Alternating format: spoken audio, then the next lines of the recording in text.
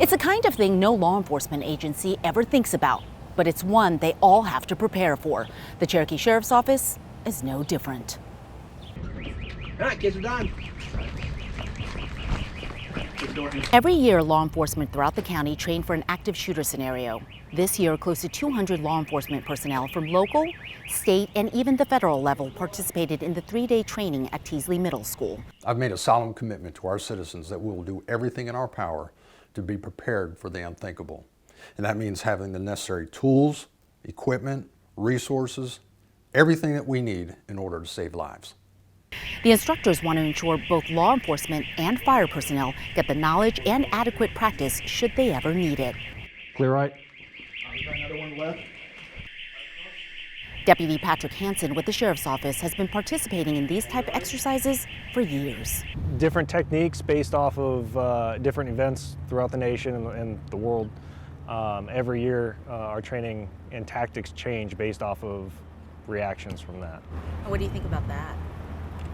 Necessary? It's definitely necessary. I mean, we're in an evolving world, and our tactics have to evolve with it.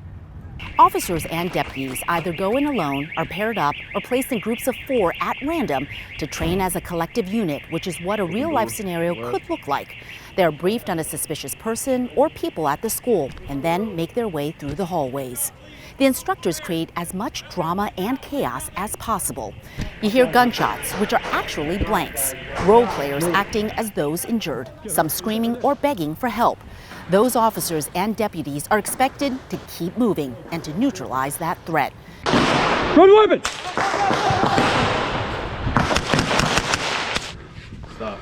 Get underneath. Nearby evaluators are watching. The training scenario ends with a debrief on what was done well and what could be improved. But in public safety, you got to prepare for the worst case scenario. So we've seen it all across the country.